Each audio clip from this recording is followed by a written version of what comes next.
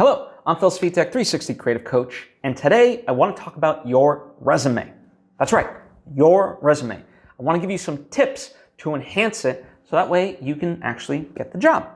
Now, before I get into it, I want to take the opportunity to invite you to subscribe if you haven't already. That way you get all the various lessons and episodes that I put out right when I put them out. Thank you if you just did, and thank you if you already were. It truly does mean a lot to me, so I hope it does to you. So, let's get into it, all right? Your resume. First off, don't have it just be text. Nowadays, you got to be able to stand out and have a visual resume, right? One that has a headshot of you, is organized neatly, and so forth. Like literally, if you just Google visual resume, you will get and click the image section, you will get so many ideas of how this could work, right? And all it is just kind of a matter of really organization and presentation, right?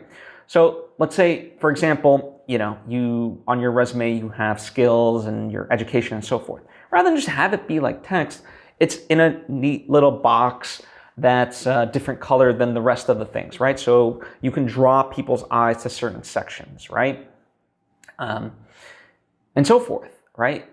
It's all about, part of it is having that creativity to figure out how to present yourself on that page. And I do mean on the page, because there's people who have asked my opinion on their resumes, and I get like this 3 to 4 page like IMDb report, and I'm like, what is this? And so at a certain point, if you've done a lot, that's okay, but compress.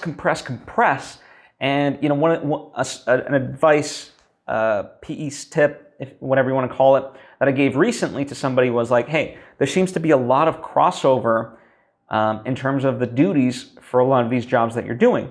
So just kind of, figure out a more condensed version of that.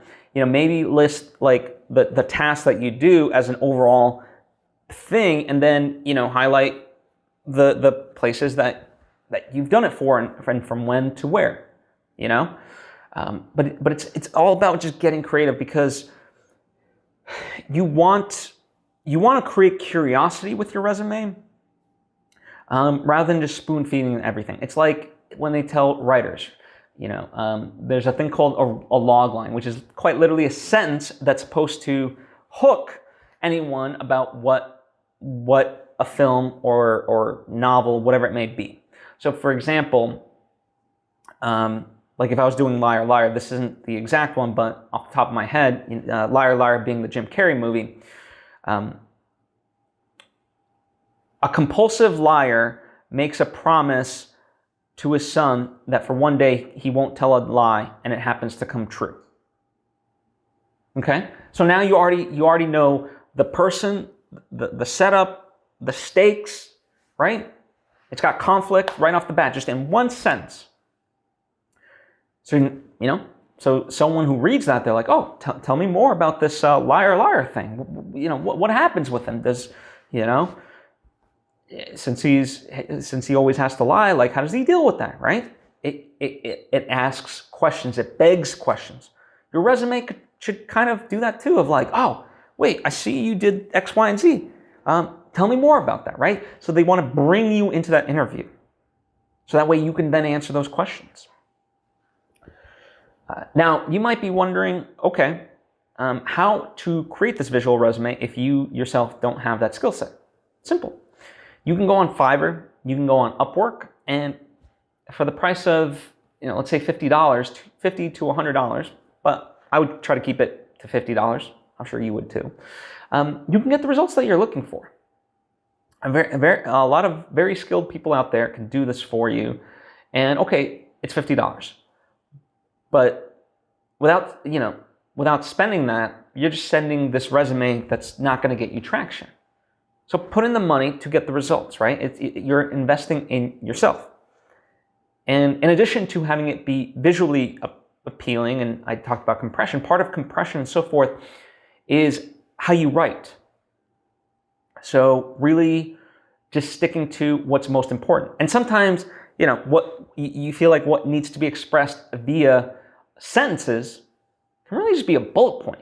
like I said, at the start of this, make a box for your skills. Boom. That way it tells me everything, and maybe your qualities and so forth. It doesn't have to be sentence upon sentence.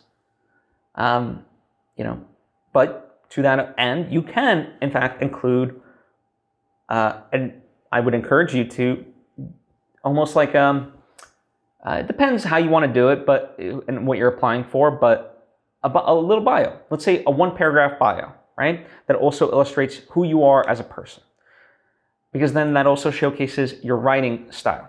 And I don't care what you do in life, writing is going to be involved, whether emails, text, and so forth. And a lot of hiring managers, whether they realize it or not, subconsciously they are looking for people who can communicate well, and seeing a well-written bio and showcases that, right?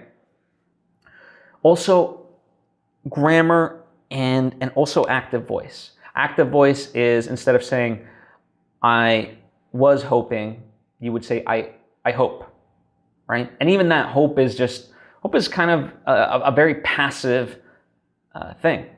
I seek, right? Or something like that. Now these are not things you would generally put on a resume, but I'm just using it in terms of an example, not necessarily something to put on your actual resume. And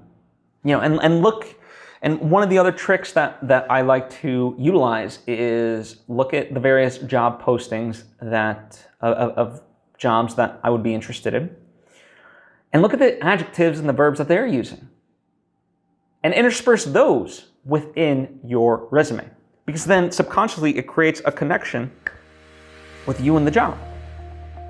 Because someone reading, they might not know it, but you're quite literally checking off the boxes for them of what they're looking for, right? And it also, consciously or not, gives this level of comfort of like, okay, this person's done their research. They know what we're looking for, and they fit that. So these are just a couple of things that I would consider when it comes to your resume to help enhance it. As always, if you have any questions or thoughts of your own, please share, whether down in the comments section or hit me up on social media at Svitek. I would love to help you out in any way that I can. Likewise, if you think this episode might be of benefit to somebody, please share it with them. I certainly would appreciate it, because I appreciate you. I'll see you next time.